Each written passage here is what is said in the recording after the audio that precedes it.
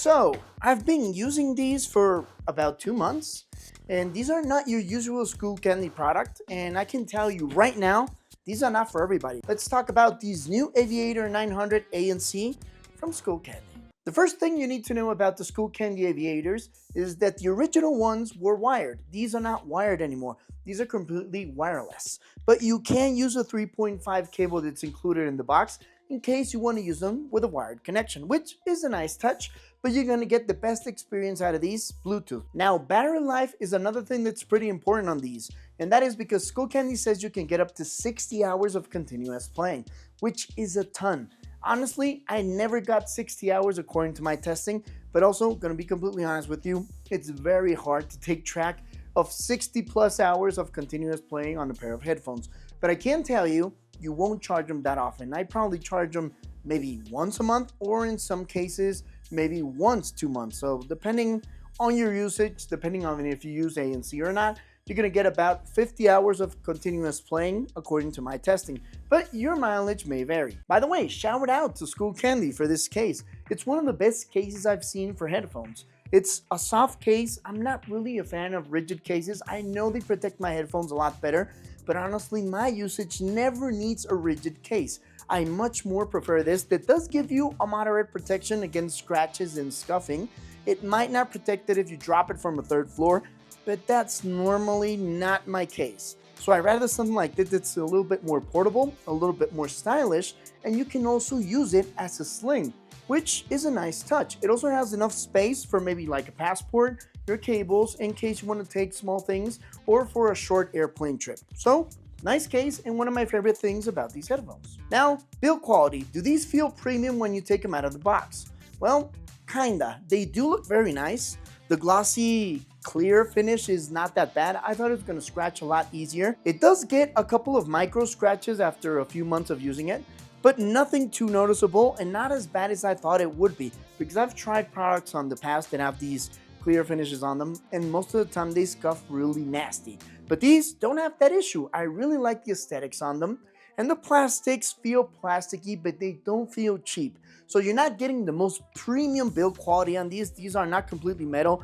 These don't have a titanium finish. Well, maybe they do on the headband. I don't know what type of metal this is, but that's the only part that feels extremely premium. The headband with the metal part sticking out. But aside from that, I would say they have a mid to high quality rating, according to me, of course. And I actually think the quality is okay for what you're paying. Now, the leather in the ear cups are kind of thin compared to other headphones, but I don't think that's a deal breaker because honestly, these are pretty comfortable. I tested them out on an airplane. I flew from France to Mexico City. It was about 12 hours without taking these off. It helped me a lot to sleep. I only took them off when I had to go to the restroom or when I was talking to the flight attendants to get my food or something like that. But I never had to take them off because of any comfort issues. So pretty comfortable even for long sessions. But everything I've told you so far may not be that important for you, because the most important part on these headphones is obviously the noise cancellation because of the name ANC, and also the audio quality. So let's start with the noise cancellation. And according to Skullcandy,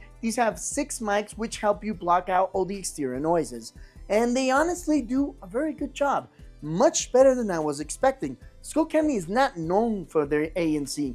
They're actually a little bit more of a commercial sound, boomy sound, and actually really accessible pricing. But these are a little bit more premium in the price according to what Skullcandy does normally, but still not as expensive as other brands. And the noise cancellation on these is pretty darn good. On the airplane, they helped me a lot to sleep. I had no way of listening to the turbines. I didn't even hear people talking next to me. So noise cancellation, even with voices, was pretty darn good.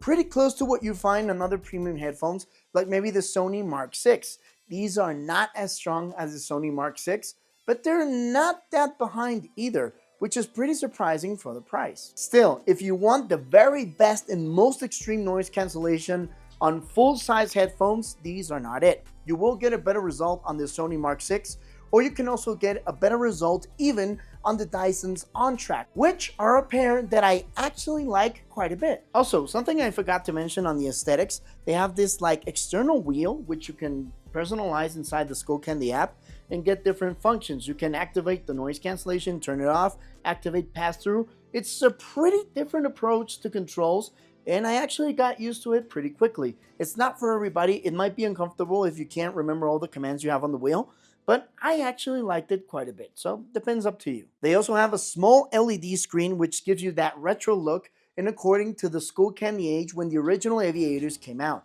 It's a nice touch, and they do actually look like something that somebody that works in an airport might wear, and goes probably according to the name Aviator. Now, the most important thing about a pair of headphones. What do these sound like? Well, I'm going to be deadly honest with you. Straight out of the box, they sound like crap. And that's something I didn't expect. I mean, I know Skullcandy audio is not for everybody. It's a little bit more boomy. It's not that clear, but this was terrible. You had a flat sound with flat bass, and it just felt like it was banging against your ears. I can't describe it any other way.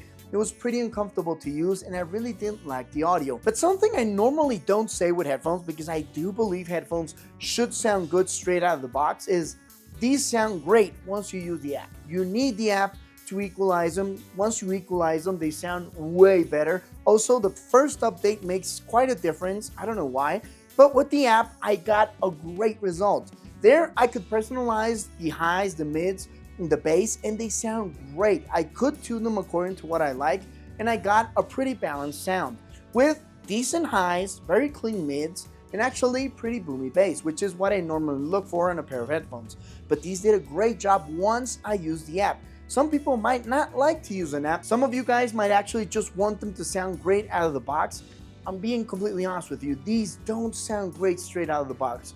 You do need to go inside the app. But if you're still on the edge and don't know if you want to buy them, if you want to go into the hassle of the app and all that, well, maybe these might not be the pair for you. But once you equalize them on the app, you only have to do it once. You don't have to equalize them every time you wear them or every time you're going to turn them on. It's a one-time deal. It took me about 5 minutes to make them sound like I actually like them.